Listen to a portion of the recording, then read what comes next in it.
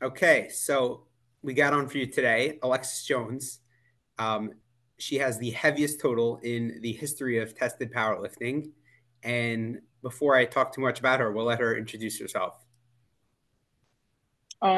Hi, I'm Alexis Jones.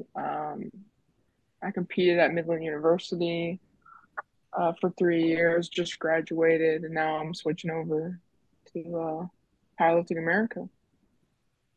So, So I guess we'll start with like some of the obvious things. So first off, I guess let's discuss Midland. Like how, like everyone knows, I mean, yeah. not everyone, but in the US at least, Midland's known as being like the number one college powerlifting team by far. Like obviously, like from every aspect, like they have top lifters, meaning you and Perk, like I would say are the two, obviously like the two most notable ones, but there's like tons and tons of other like top level lifters that have come out of Midland.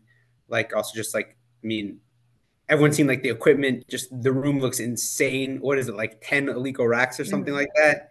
It's like crazy. So you want to I just like, think you want to tell them what like Midland is like? um, it's something I've never experienced in my whole lifting career. Even in high school, the amount of like camaraderie and support and knowing these people have your back, no matter what in the weight room and and sometimes out of the weight room. But the energy is just it's like collegiate nationals, but all the time. Every training session. People, USAPL collegiate nationals. People say it's so electric and just the energy is there. Um, as opposed to some other meets. But it's like that all the time at Midland. At like 3:30 it's go time. And for 2 hours uh you're going pretty hard. So, but no, and we have some big hitters and names like Austin and I that came from there. But there's definitely people that I know would out total a world champion. And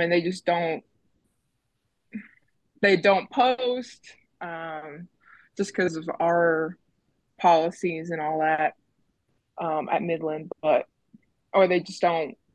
I don't know, but I know many people like that here. Could you like I personally know, but most people don't. Could you like just explain like the policies, what you mean by not posting? Um, for scouting reasons, a bunch of other teams, other coaches, just athletes in general, they're gonna want to scout you and see like what your numbers are leading up to collegiate nationals. And so we do kind of a blackout where we don't post anything on Instagram or any social media platform that people of that like could see.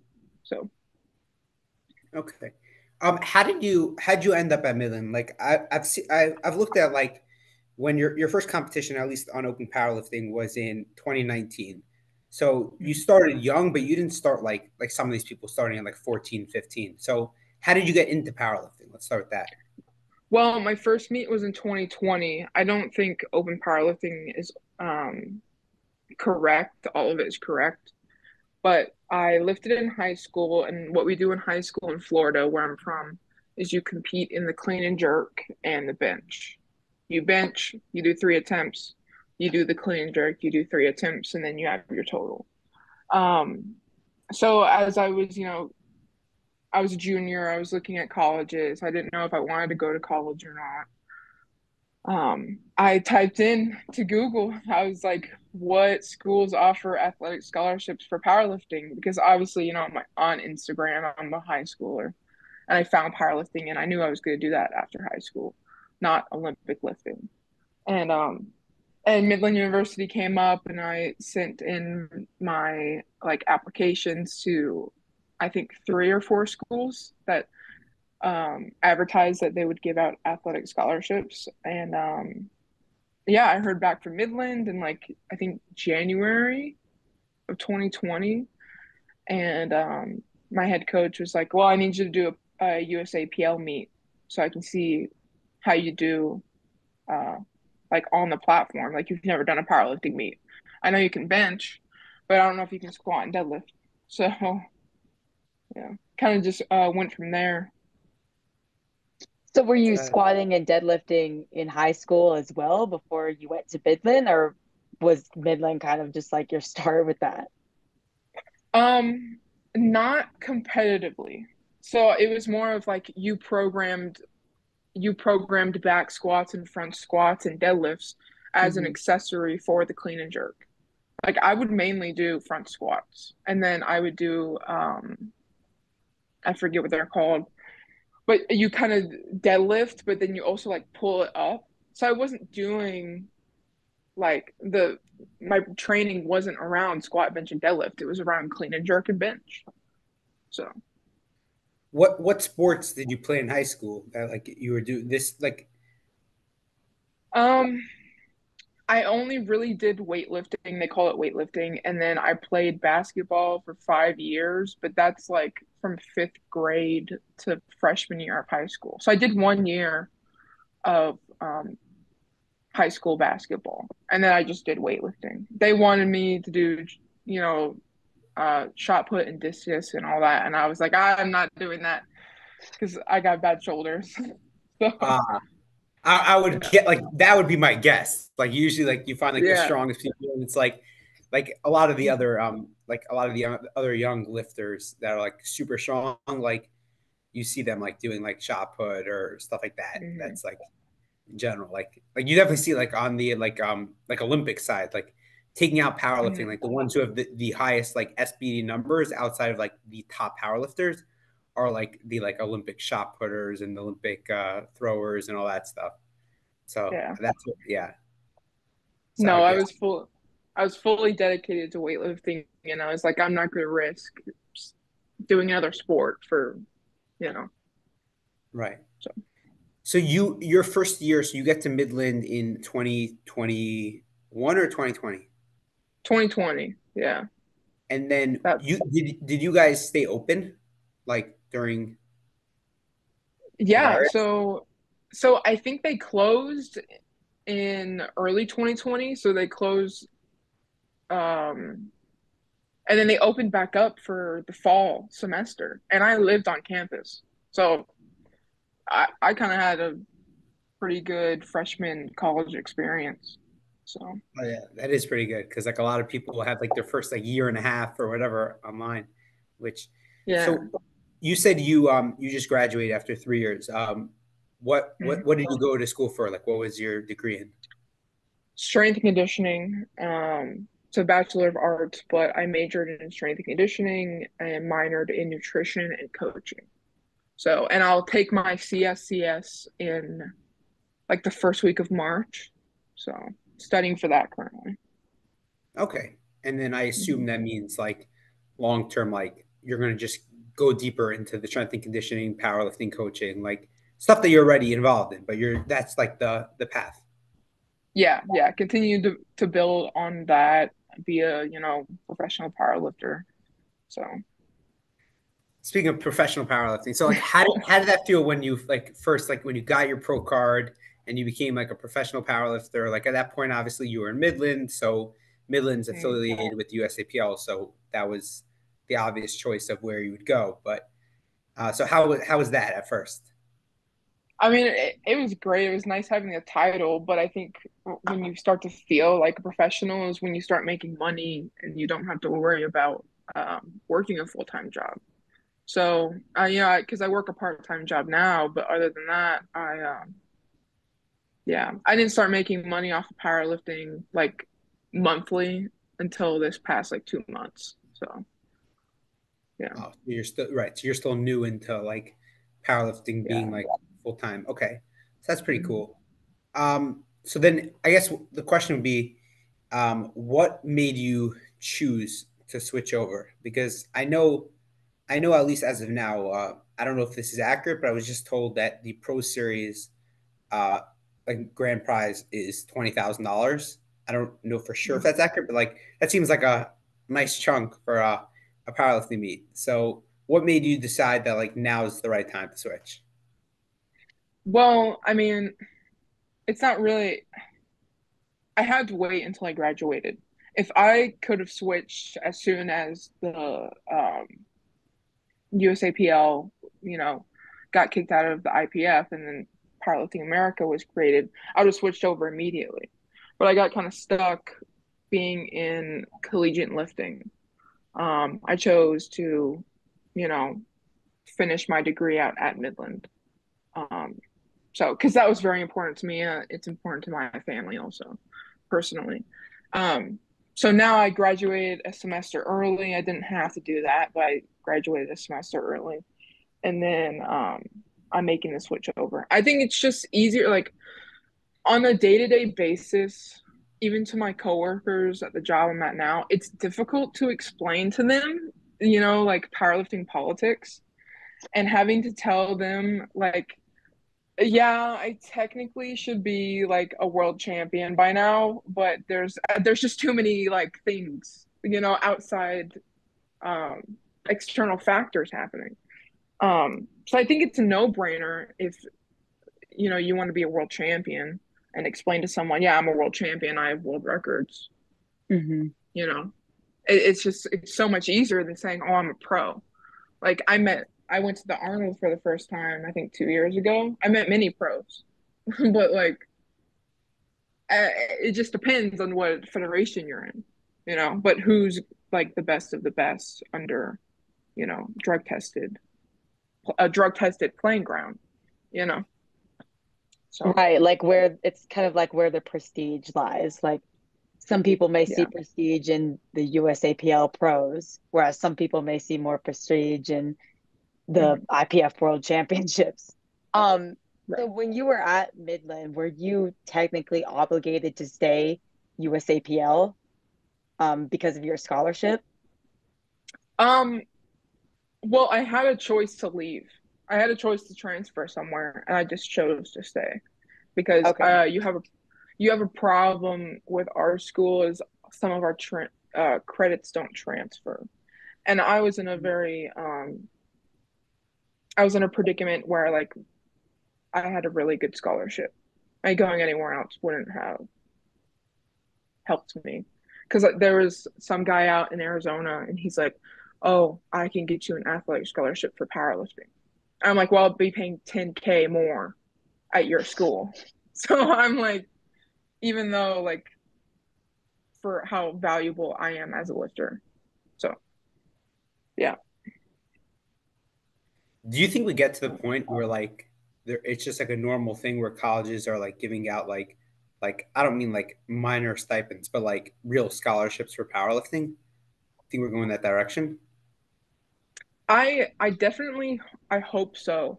The funding has to be there, like the infrastructure has to be there.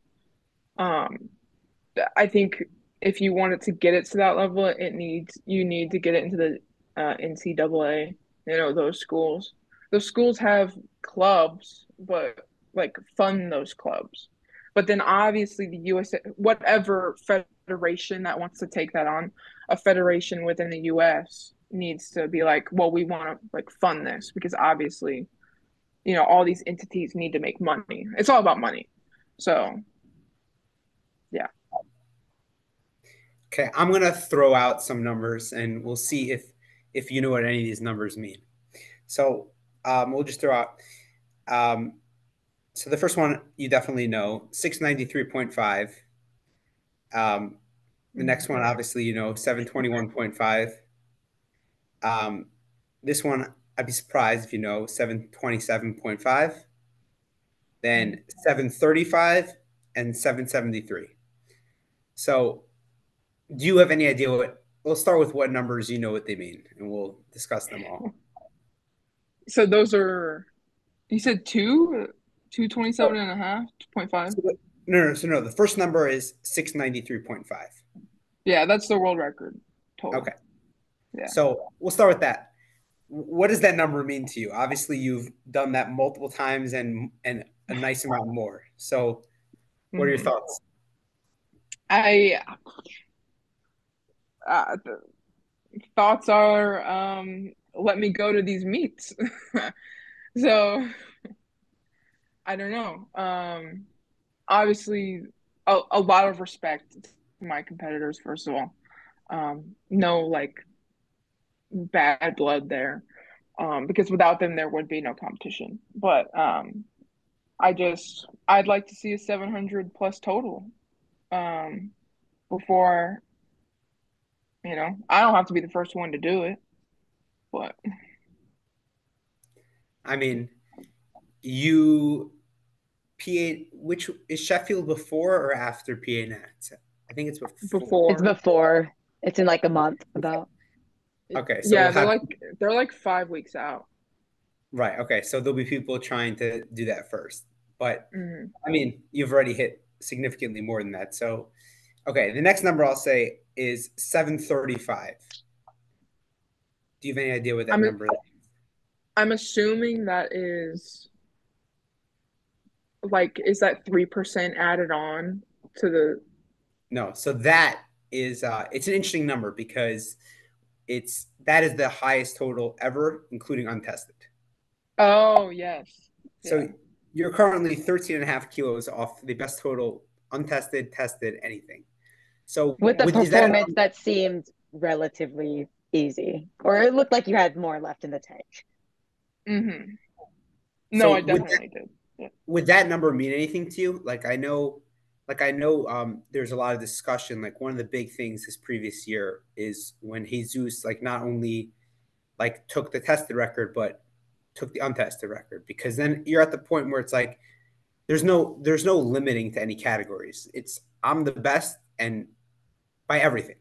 So would that number matter to you, or do you purely care about tested powerlifting? Um, I kind of only care about tested powerlifting. But in terms of if everyone else, if somebody's like, oh, well, who's the best of the best overall, like that is a nice title to have. But my thought process right now is I'm already thinking past that number. So it's just, I mean, it's 735. It's just 735, you know? Right. So it's a number it's a random an arbitrary number that you're working to go past. So it's not even like Hmm. not a specific goal. Okay, fine. That's valid. Um, I guess we'll go with the highest number we said, 772 and a half. Now What is that? I don't even know what that is. that's the highest total ever.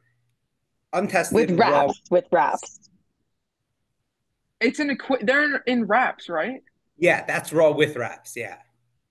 Whose total is that? Is that It's April Mathis. not It's old record. oh, yeah. Because I know like yeah, because I know Hunter Henderson, like I met her just very recently, and she's crazy strong, but Yeah. obviously taking a lot of things.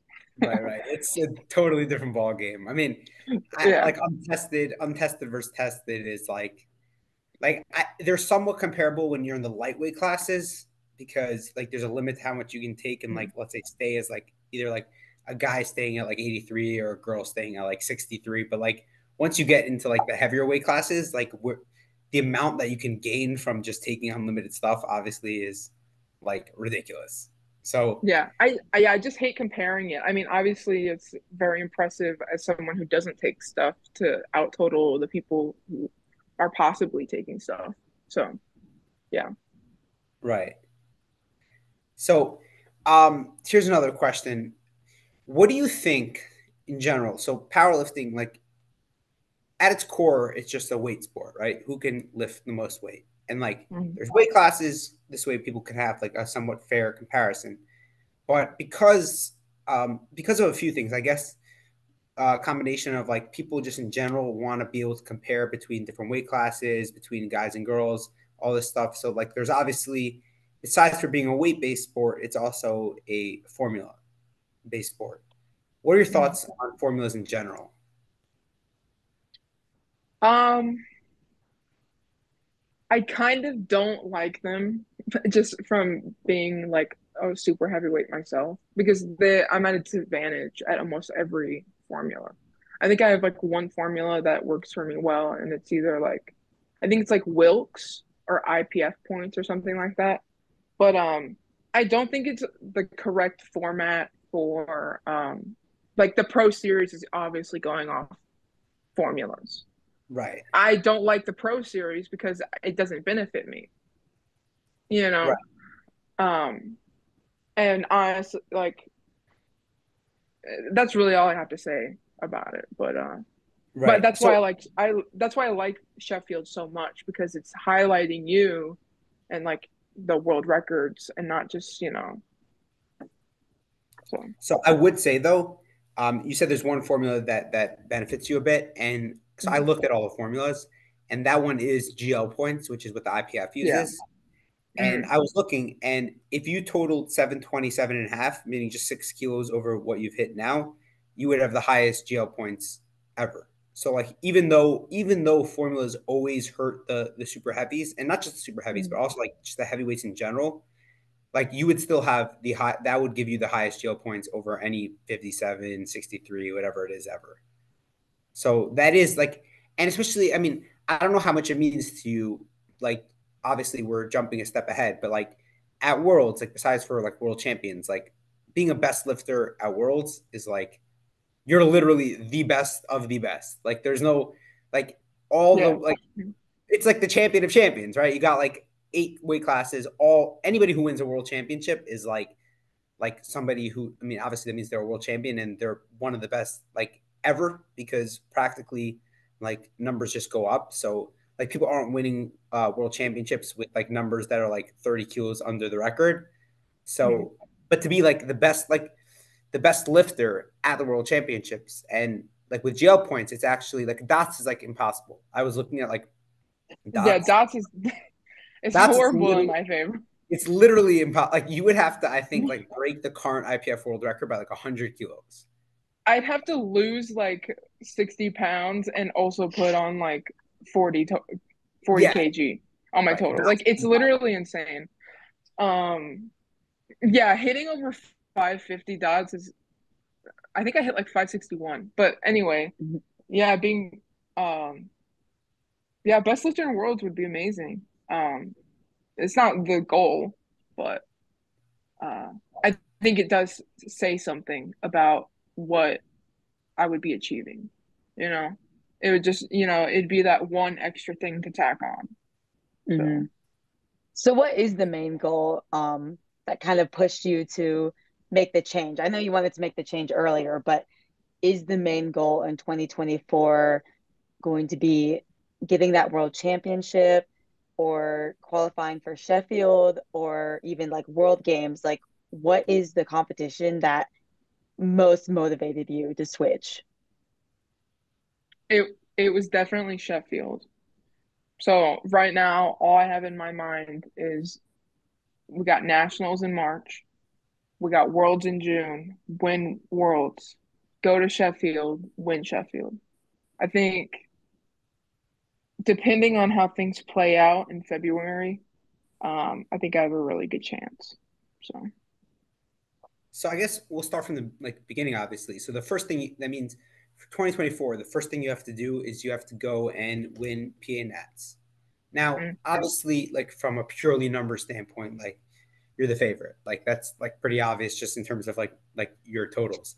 But even so, like it's not like you're facing like it's not like USAPL Nats. Like you could go in USAPL Nats and like I don't know, you can literally take RP1 attempts and probably win. I could Um, take 3 attempts. Yeah. right. No, but I'm saying not even openers. You could take like 3 warm-ups. Like you could Yeah. take you could take yeah, I mean you could take like a 250 squat, a 150 bench, and a 250 deadlift, and you'd win by a lot. But Mhm. at PA Nats, I'm saying you're going to be facing somebody who, like, obviously coming off like a down meet, like bombed out at Worlds, but I mean, arguably the GOAT, right? Like, she's like, I don't know, something like between Raw and Equipped, something like 11 or 12 time, or I might even be undershooting that world champion. So, and you faced her before. I know in um, Daytona, she won that. That was, I think, your first nationals, right? That was my first nationals, and I got third. Yes. Right. So you like already like I mean at that point like you weren't obviously you weren't the lifter you are now, but like you've already faced her. So like And for the how listeners, this is Bonica Brown, who you're going to face at PA Nats to try to qualify for Worlds. all Yes. right, I should have I should have No, clarified no, that. you're okay. Go ahead. Go ahead. So yes, so like, what does that mean in general? Like how it feel to like the first step of this journey is like you're gonna have to take down like one of the goats in the sport. Um, I'm not too worried about it. I'm a little upset we both can't go to Worlds. Because I think that's where people really want to see it, go down. Um, I wish I wish I would have gotten a shot at it when I totaled what I totaled in Vegas, 672.5. Because if I had totaled one more kilo, you know, I would have won Worlds. So, Mhm. um, and that was kind of crazy because I was laying in bed that night right before the meet, and she was lifting, and so she totals that, not even 12 hours before I'm going to go to nationals, USAPL nationals. So that's a little crazy. I wish it would have been a little bit sooner, just because now um, I think nationals is going to be, oh, like, we're not going to go too hard. We're going to total what we need. Not We're not chasing anyone. So So yeah, speaking of, you said like obviously the ideal situation is you both got to go to Worlds, which I agree. Like I think the best lifters should go to Worlds, and then we get to see the best battles at Worlds. So just what do you think? Like Powerlifting America obviously announced like their Worlds qualifications, and they changed it from last year in what I thought was like a negative change where you just had to hit like 85% of the world record total, which basically means that the winner in every weight class is guaranteed a spot. So that means even in certain weight classes, like we're not going to talk specifics of like other lifters, but like there'll be lifters who are like who have no shot of podiuming at Worlds, but will get a guaranteed world spot, while there'll be lifters that like would be in the fight for gold that mhm. don't get a spot. So just what are your thoughts just in general on the whole like how they're creating the world's team? I hope they do it correctly. I would hate to beat her and then not get picked because of seniority. But from her past performance, just, first time she had competition in over a decade, and then she bombed out. I think that just says a lot. She was untouchable. She didn't have, these like high stress environments. It's kind of like, oh, Bonica's gonna go win, you know. But obviously that has changed. And yeah, if I out total her by like 20 or 30 kilos and then I don't get picked, there will definitely be a lot of words spoken. But because I know someone who does Olympic lifting um, back in Florida, and she totaled more, and then they didn't pick her because of seniority. And so obviously that scenario has been playing in my mind like for a long time now since they announced that. But I mean, I'm just gonna do what I can, and if they don't pick me, I mean, then there's other options. So Right. No, so I don't think I don't think that's to worry about because I'm pretty sure if you win nationals, you're guaranteed the spot. Like that's how they're doing it. well, I'm pretty sure don't they have like a selection like they select So people? they do, but if I think if you hit certain number like percentages within the percentages, like it's automatic before like the first round, like I guess I would say that the first round Hmm. are automatic invites, and then after that it would go to selection. So if you hit if you win and hit the total needed, which you'll hit on openers, then you get the auto invite. Okay. Yeah, That's a little better. Just yeah. because I know like yeah, yeah. So you said like it's gonna be kind of like more of an easy going meet. Like you don't plan on going all out for PA Nats? No, where I'm at is where we're gonna like shoot because then obviously we have what like 3 months later of Worlds, and that's a really quick turnaround. Um, because I usually do 10 or 12 week preps, so that means I'm in prep for like almost 6 months. So not very good. Okay, so then Worlds, that's like the meet this year where you're gonna go all Mhm. out. Yeah, because I mean, when you think about it, depending on how my squat progresses, I don't have the squat record, so you don't have the chip there. I have the chip on bench, pretty much guaranteed.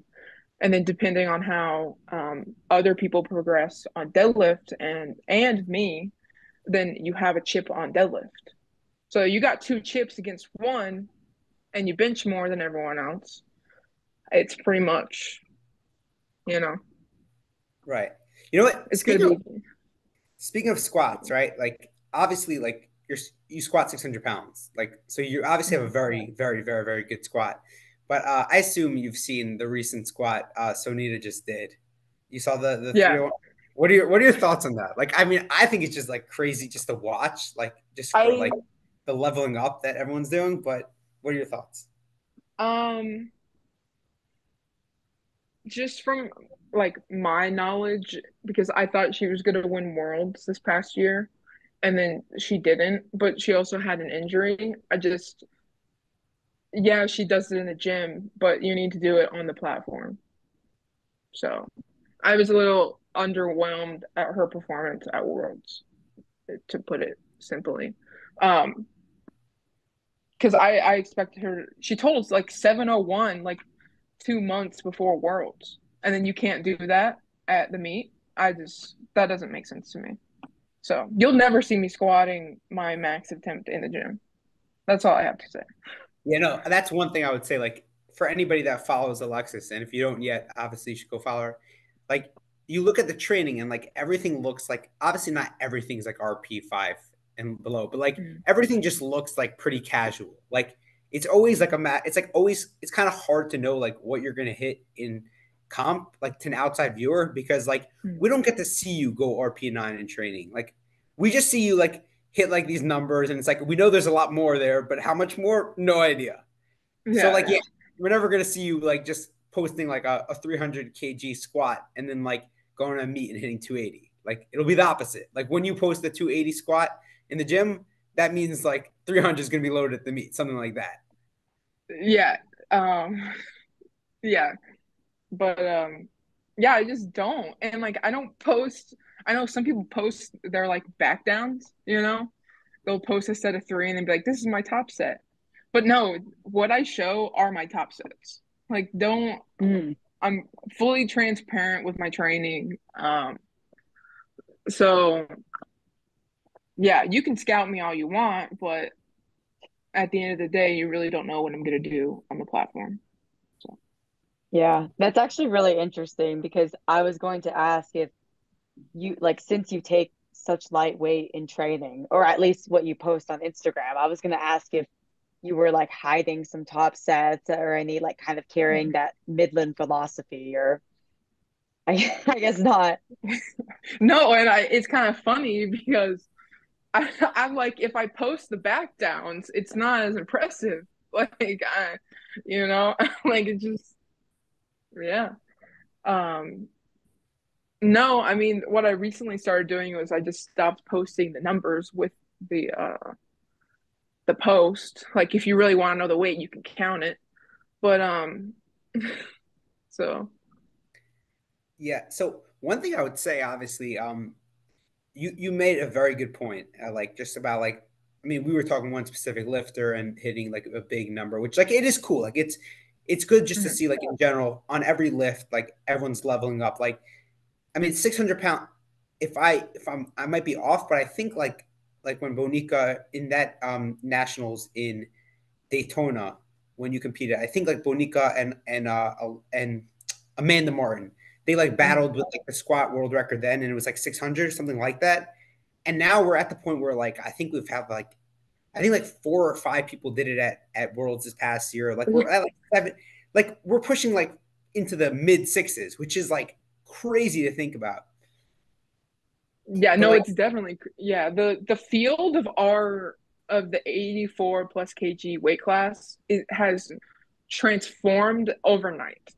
Like it went from okay, Bonica's winning, Bonica's winning, Bonica's winning to okay, here's Alexis in college. and then the split happened. And then you immediately have like 4 contenders for world champion, and the fifth place person is determining who gets second and first place, like that's really crazy. Right. Yeah. Yeah. So what I would say, like, it's pretty crazy. You were saying, so we were talking about the individual lifts and like when you hit something, we know you're going to hit more in comp. Like I was looking through, and what I found pretty insane, I was looking at open powerlifting, is your last 4 meets, you have not missed a single attempt. You've PR'd every single meet. Like obviously the way you're training obviously works. Like that's obvious. But in terms of like putting on strength, also just in terms of like peaking and consistency and performance, like what is it like? Like obviously you know your body well and like whatever, but like what is it about like your mentality that makes it where like obviously the most important thing is the meet, right? Like some people want to hit lifts for like social media clout, and like I get it, especially if you have a big following, like it's useful. But the ultimate goal is to put up the big meets, big total at the meets, and win the big meets and take home like Sheffield, all that stuff. So like, what is it about your training and your mentality that like you just execute? I guess. Um, I put it first. I know a lot of people, even on Midland powerlifting team, um, they don't. Most people don't put powerlifting first, and what I mean by that is I put that sometimes before like my social life, relationships I have in my life, work. Sometimes I put it before school. Sometimes I put it before like if I need a mental health day, I'd rather go to the gym. Um, you know, like some days I work like 9 hours and then I don't like working out in the morning, so then I sacrifice my nights. Um, and I'm in the gym at like 11 p.m. So I make it the number one priority. Oh. Okay. Yeah. So speaking, you were just talking about like how the 84 plus class like has gone like undergone a massive change. Like I would say like Yeah. really over the last like year and a half really is like when it's like a year and a half ago, still like we had Bonica at Sheffield. She like reset the world record again. Like there wasn't like there were people that like were coming up like we like that we saw them on social media, but like in terms of like actual performances around the world, we hadn't really seen like the people like actually all show up. But over the last year and a half, I would say, like obviously we have you, we have Sonita, and then Mm. we're gonna get to talking how obviously you are, in my opinion, the most underrated power lifter, and if not the most underrated, then definitely up there. One other person I would say who's severely underrated is like the current world champion in the 84 plus, like Mm. Brittany Schlater, right? She won the COVID Worlds, so obviously some Mm. people like didn't give her as much credit because Bonica wasn't there. But then she comes back this year, and this year all the hype was talking about like who's gonna win between like Bonica and like upcoming Sonita. And like I had actually like seen a little bit of Brittany's training, so I knew that she was in the conversation, but I did not see any podcast, any previews. I did not see anybody predicting her to win. Mm. And then not only does she go off and win, even afterwards, like yeah, people talk about it a little bit, and then it's back to like Sonita, Alexis coming over, like again, like just like so I guess like I don't even know what the question I'm asking is. Just like what do you think it is about just in general the 84 pluses that like they kind of get overlooked by powerlifters?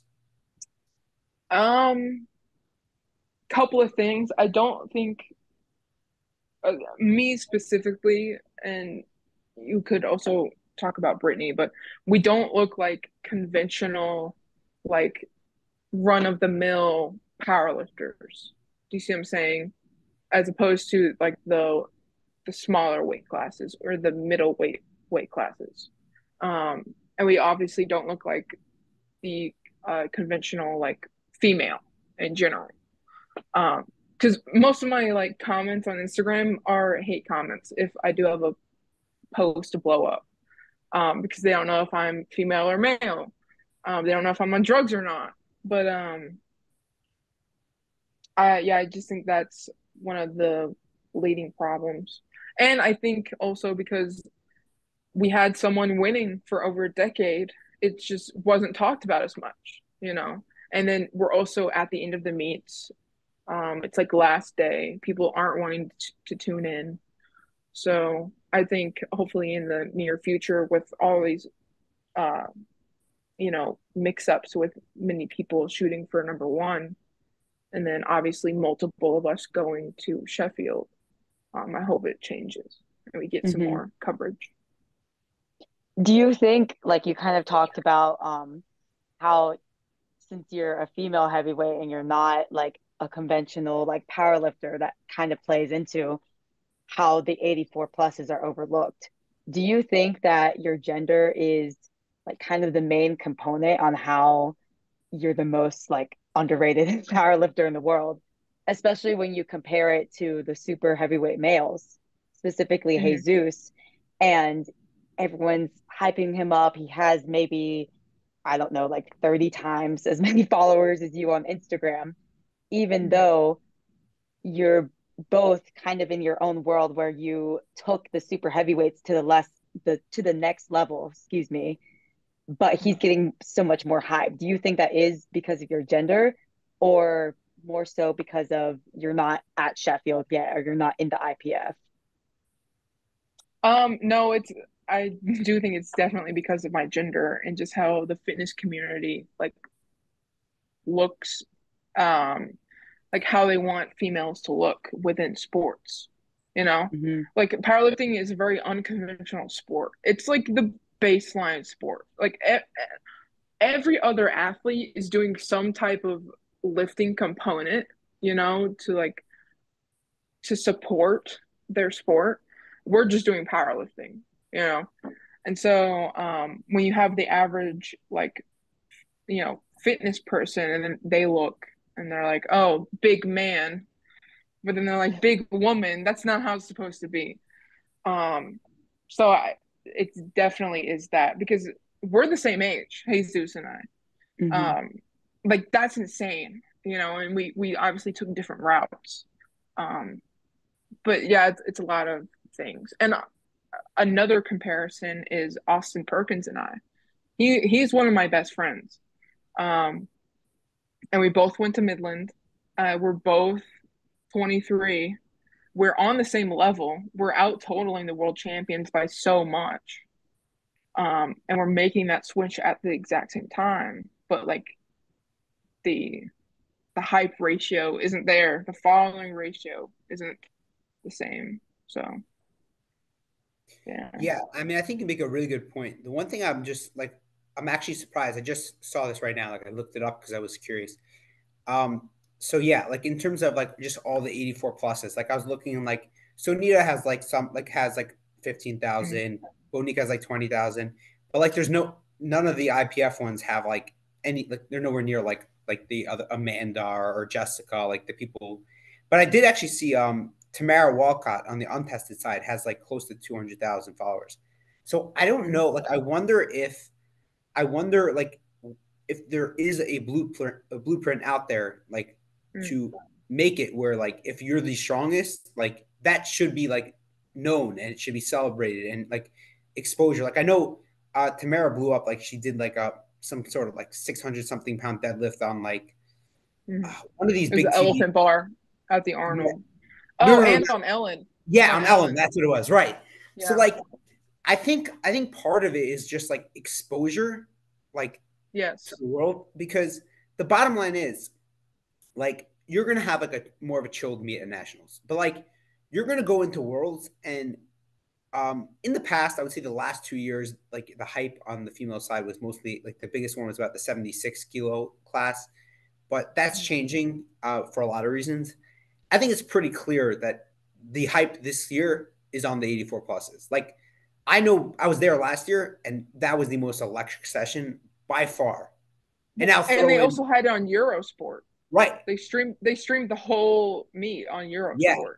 So I would think that like they're gonna like a repeat of that's happening, meaning like that's gonna be a hyped up session. And like hopefully we get to see some sort of battle where like we're 700 is like the podium or like who knows, like it could easily, I mean we could see like four lifters like 700, we could see like a 715 podium or something like that, like.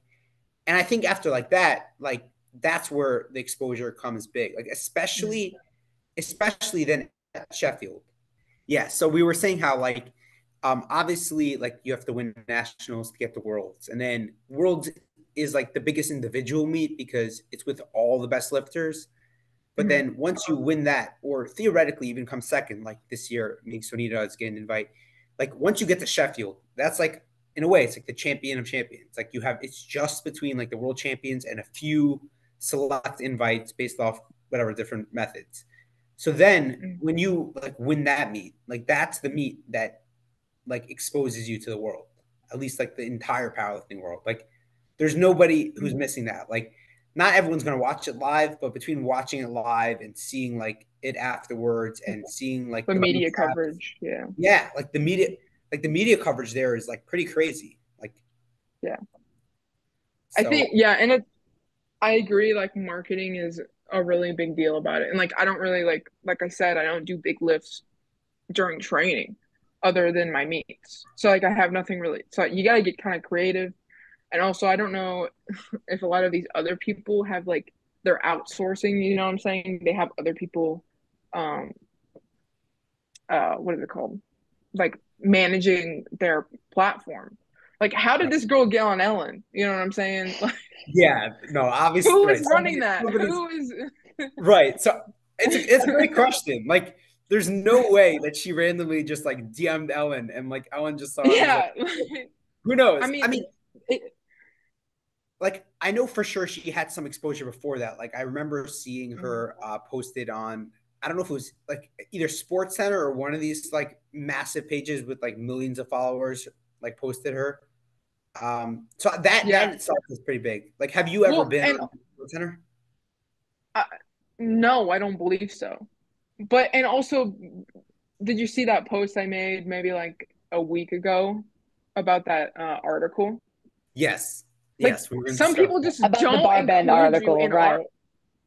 Yeah, some people just don't include you in articles. I'm like, okay, who dictates that you write all these articles? You know, like I'm doing the performances now. You just need to write about them. Yeah, like honestly, I mean, I just found that like that article kind of disrespectful. So my first reaction when I saw the article was like, my first reaction was like, okay, maybe this article is just written by like some casual writer, and like they based off and they just went off like, who did they see that like has like a big social media, right? Like if you don't know much about powerlifting and you're like, okay, especially some of the names on the list, like it was weird to include like she's a great lifter, Brianna Terry, but like she doesn't really fit with the rest of the list in terms of like it was mostly like tested lifters and whatever. Like it was a weird, and like there was also like one like multiply lifter. But then I looked at the article. I actually went on Barbend itself, like instead of Instagram. And you know who wrote the article? It's Joe Whitley. Yeah. She's the co-commentator for the IPF. Like, yeah. And then when I saw that, I was like, okay, this is like direct disrespect. Here's my thing. I'm like, okay, you're gonna put Austin Perkins on there, and we did the same thing at the same exact meet. Like, like comparing. Like, I was livid. I drove like 10 hours that day. I was just, but yeah. I'm like laying down in bed and then I see that on someone's story and I was like, no way. I was like, I have to call this out. I have to say something. But yeah. Did you feel kind of like I know you felt some way about the Barbend article, obviously, but when you were watching Worlds, when you saw the total that won Worlds, did you feel kind of like this FOMO or like, man, like if I'd been there, like I could have won because you had already out totaled the 693.5. You did, I think it was like 701, and it was like an easy meet again. Yeah. And it was that was at Collegiate Nationals. It was an easy meet. So like throughout this last year, and especially with the comparison you said with you and like Perk, like how you essentially did the same thing, but the only thing you were missing is maybe the dots, which obviously doesn't favor you anyways. So were you just feeling like kind of like left out of the conversation of like best lifters in the world? Definitely. And I have been since I can't remember. The Sheffield. When was the first when it first came back, when Jesus and Evie, is that how you Yeah, coordinate? right. That was That I like have been March having FOMO. 2023. Yeah, yeah, I've been having, or was that 22? The first No, that was Sheffield 22. 2023, yeah. Yeah, I've been having FOMO since then. Well, no, I would say since Worlds. Okay. Since, Since 2022 Worlds, yes. Yeah. because that was the meet where you essentially totaled like the same thing as the I, winning yeah, total. yeah, we essentially totaled the same thing. I'm pretty sure she totaled like, it was like 671 or something like that. But, or Oh, I think 671.5. it was I think she, 668.5. okay, and I totaled And you 672.5. out totaled her. So yeah. Yeah. Yeah, no, and that those meets happened within like a 24-hour span of each other. So I was Hmm. like, instead of being here in Vegas, I could have been at Worlds. But obviously I was going into uh my junior year? No, my senior year. You were stuck essentially. Like I you was couldn't have stuck switched essentially in before. college. Yeah, I was essentially stuck. So I've been having FOMO ever since that Worlds. And then obviously you fast forward to Sheffield, and I did the math. If I totaled like 5 kilos more than what I totaled, um, I would have won all of Sheffield. So it's just like Then what you totaled it's a lot. at this past nationals? No, at Vegas, I'm pretty sure. Oh wow. So if you totaled Yeah, I was doing the math because I like was like, 680. so, well, no, whatever the Well, I world guess if you record is. told, yeah, if you totaled around 700 and the world record then was like 680, then Yeah. yeah, I don't know the So exact math, but there's you would have there been in there contention essentially. there's yeah, it's a lot of what ifs, and obviously you take into factor travel, but I've never had a problem with travel. I've lived in Florida my whole life and then moved to Nebraska, but going from the East Coast to the West Coast, I had no problem. And then circumstance, like I just don't think travel's a big thing. So Yeah. So speaking of Sheffield, what do you think? Like, obviously, you said before that you like the way they do it because it's like focused on the individual lifter rather than like a dots thing. But what do you think about how it kind of changes worlds a little bit? Like, it won't really do it so much in the 84 pluses because it'll probably be a battle. But like, it's like kind of a game where like you just do at worlds enough to like win, but like you don't go all out because then it pushes the total higher. So, what are your thoughts on that in general? well, in my situation, we're probably going to like you're gonna have to push it anyway because they're gonna raise it at Sheffield, and then we'll go to Worlds, and if we all battle, like, am I gonna have to total like 750 at Sheffield? Possibly. So,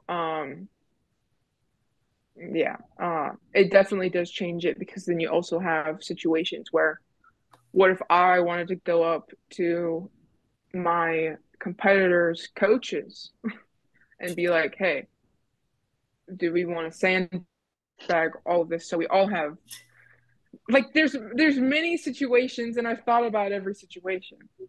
So I'm not saying I would do that, but that's a No, situation that could happen. no, And is that illegal? Also. So right.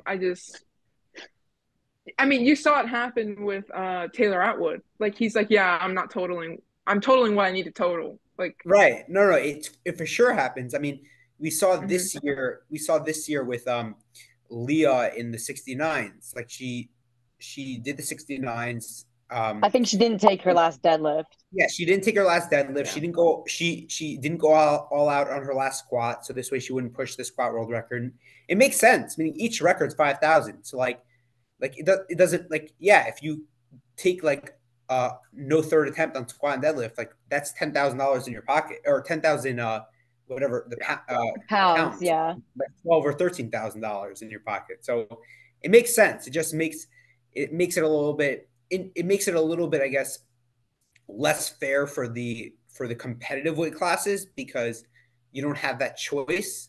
Whereas like the weight classes that are uncompetitive, like you said, like with Taylor, like yeah, Taylor was hurt coming to this past Sheffield, so he didn't perform like as he wanted to. But like if he was healthy and like capable of what he's done in the past, he would have won easily just by virtue of not pushing at Worlds. And that's like a weird way to do it.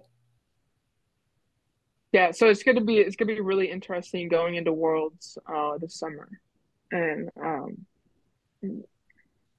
just playing the field, you know. Do you have any numbers you want to throw out there for fun? I'm just chasing all of the world records. So Well, I mean, um, The ones technically, that you've unofficially broken. right? Yeah, yeah, like yeah. bench, I just have to bench, really bench. Well, how's bench adjusted since with the bench depth rules? Like, pretty good because videos I've been seeing of, you know, like world champions and their depth, you know, and people who compete in the IPF and what the judging is like. I think I'm pretty much there. Um, and I've recently been having to deal with like some hip pain during bench just because of how was wedging. And so it's actually kind of helped me. So I've decreased my arch a little bit and it's helping my hip and then it's also helping depth. But no, do it's you have to do a over. meet to qualify for Nats? Yes, I have one on the 20th, January Okay, 20th. so I mean, Yeah.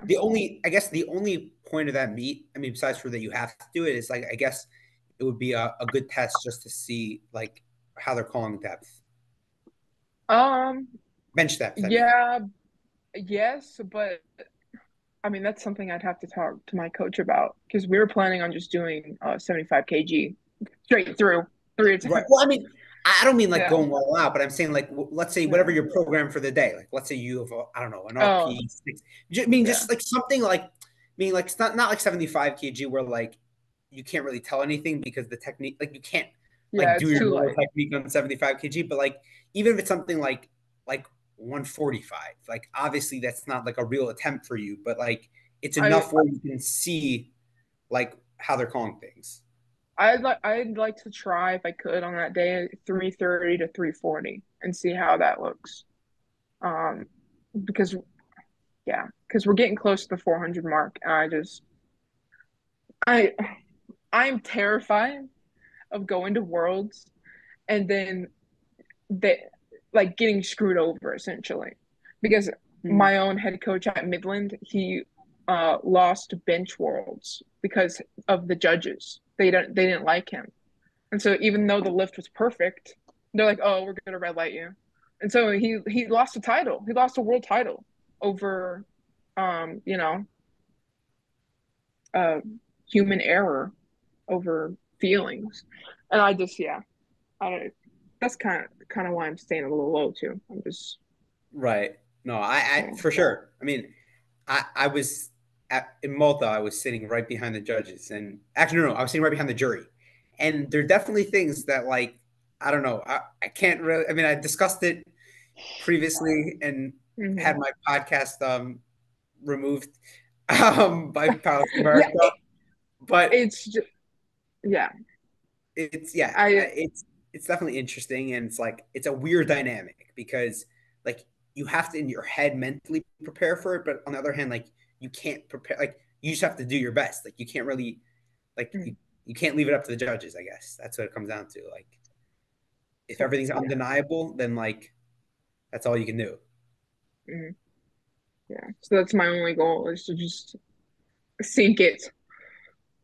So, So yeah, you want all the world records? Okay, that's all of them. reasonable. I mean, technically, you have the deadlift and you have bench by a lot. What's the Mm-hmm. world record bench? It's like 160. Oh, yeah, it's It's like one, 164.5. Okay. yeah, So like that's not even like bench depth or not, that doesn't really that's irrelevant. So it's squat is I guess the one that right now you're furthest behind. yeah, yeah, which is kind of crazy, Because that in was my like mind. your And we'll have to Well, that see like at that was Sheffield your what it's you best like do. lift. it. Yeah, my lifts in order used to go from like bench, squat, and then deadlift, and then like squat and bench would kind of like interchange as my number one. And now it's kind of like, oh, I'm a deadlift specialist now. Let's Yeah. pull Yeah. through, I win, mean, you I know? think you were the first to deadlift 600 on the tested side. Yeah, So so I just definitely a deadlift specialist. I it's literally it's kind of insane to think. Um, no, we're working on it. Yeah, I'm going through a little injury right now, so but momentum is looking up. So basically, what we're telling the world is that after winning Worlds this year, Sheffield 2025, everyone's going to get to see a 300-kilo squat, a 400-pound bench, and a 300-kilo deadlift. Basically, is that all right? A little bit. Do you I have mean, A numbers lot. in your head that you're kind of thinking could win Sheffield 2025? No, because the playing field changes so much, and I have to look at 11 other people and all the other weight classes, world records. And that's a Mhm. lot of math to be doing. well, Um, you would have to have a coach like at Sheffield. There would be a coach doing that for you. That's not something you could be doing yourself at oh, Sheffield. I know, but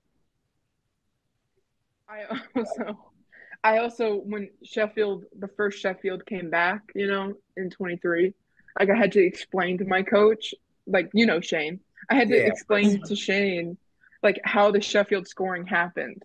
He like because it wasn't even on his radar. And I'm like, Shane, I'm looking almost 3 years ahead into the future right now. I'll tell So Shane. I'll tell Shane. I'll run the numbers for him. well, what we're doing is we're getting him some practice. So I'm gonna have him handle me at nationals and then at worlds. But Chloe, Yeah, yeah, um, of course. she's a phenomenal number caller. So and she Right, can run math very easily. So she's yeah. oh, I'm gonna try. I need to look at all the rules and how many handlers you can have at Sheffield. Is it two? I think it's two. Yeah, I think I'm gonna have them too. So Right. So you're already playing for Sheffield. So basically, the 2024 goal is effectively it's really in 2025, but it's win yeah, Sheffield. yeah. So Mhm. the goal for 2024 is do what's necessary to put yourself in a situation that you can win Sheffield. Yes. It's a big Are you goal. thinking about World Games at all for 2025? Like, is that on your Um, radar or like the main thing is Sheffield?